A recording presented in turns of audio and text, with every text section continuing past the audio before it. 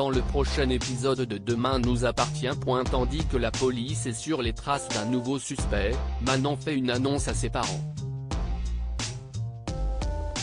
De son côté, Jack déclare ses sentiments à Adrien.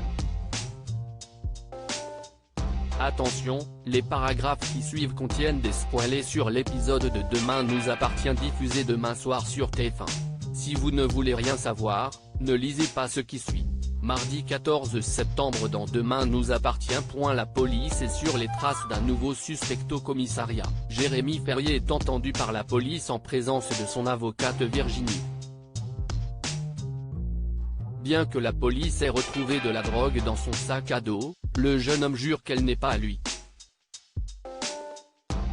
Selon lui, elle appartiendrait à son logeur, un certain Steven.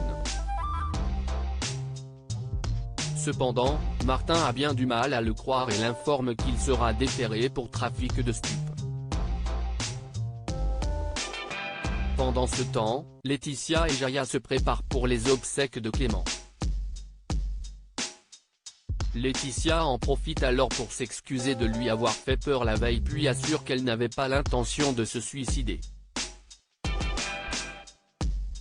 De son côté, Garance fond en larmes en écoutant le message de la mère de Clément et réalise combien elle est en colère que le garçon qu'elle aimait soit mort.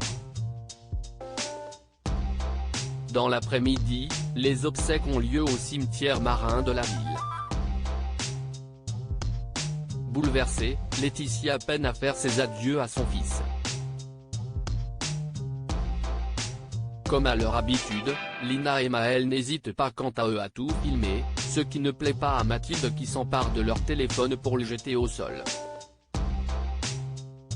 Au loin, Sarah et Martin observent la scène. Selon le commandant, Clément a dû énerver la mauvaise personne et il se dit que le meurtrier se cache peut-être parmi ses proches. Plus tard, Manon se recueille sur la tombe de Clément et Garance, qui n'a pas eu la force de venir à la cérémonie, se joint à elle. Les deux jeunes femmes ont alors une discussion à cœur ouvert sur les sentiments qu'elles éprouvaient à l'égard du défunt puis jurent de ne jamais oublier ce qu'il avait de bon en lui. Au poste, Roxane a épluché les fichiers cachés dans l'ordinateur de Jérémy Ferrier et dégote une liste avec les numéros de téléphone de ses clients réguliers. Après quelques recherches, elle est parvenue à identifier celui de Bart. Sans attendre, elle file au Spoon avec Martin pour interroger le fils Valorta à propos du meurtre de Clément. Manon fait une annonce à ses parents dans la matinée, Aurore et William offrent un scooter électrique à leur fille pour faciliter ses déplacements à l'université. Tandis que le couple se réjouit de la voir entamer des études littéraires, Manon leur annonce qu'elle arrête ses études pour entamer une année sabbatique. Surpris, William rétorque qu'il est hors de question qu'elle passe une année à glander.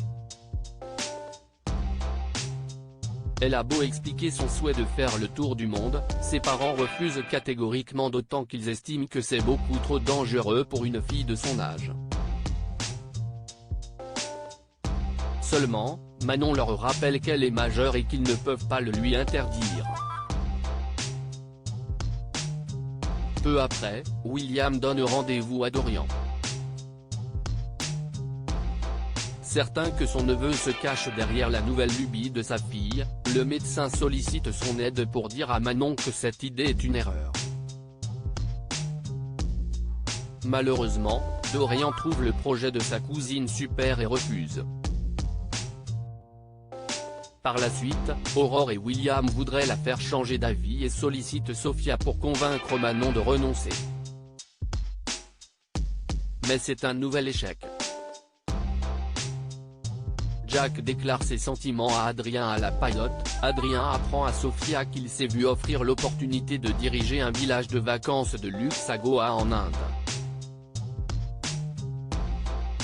Un projet qui l'obligerait néanmoins à quitter cette pendant 3 à 6 mois. s'il n'a pas encore pris sa décision, le fils d'Alma est malgré tout très emballé par ce nouveau challenge professionnel, au grand dam de Sofia qui n'a aucune envie de le voir partir. Tandis qu'il se dit prêt à renoncer pour elle, Sofia l'exclut de peur qu'il finisse par le lui reprocher.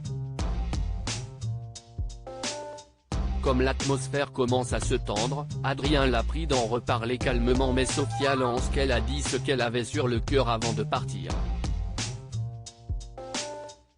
Plus tard, quand Jack vient boire un verre à la paillote, Adrien lui parle de la proposition qu'on lui a faite et précise que tant en couple, il ne peut pas décider seul. Pour Jack, la question ne se poserait pas car s'il était amoureux, il n'hésiterait pas une seconde à suivre la personne qu'il aime à l'autre bout du monde. Toutefois, Adrien sait qu'il a été maladroit avec Sofia et la rejoint chez elle dans l'espoir de faire la paix. En vain. Sofia est toujours énervée et ne veut pas l'écouter.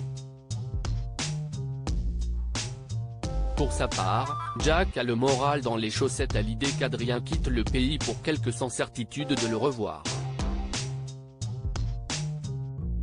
Pour le rassurer, Lizzie signale que ce n'est pas en se lamentant sur son sort que cela va changer les choses et elle l'encourage plutôt à profiter de lui avant son départ.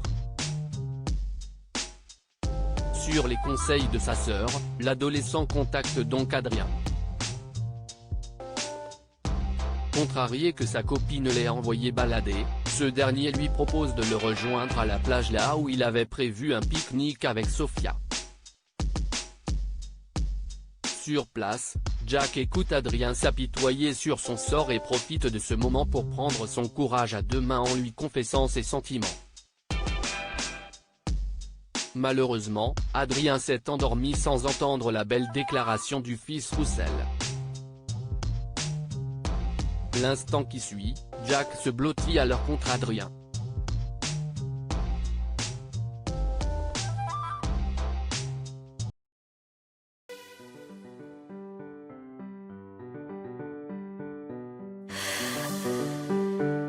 날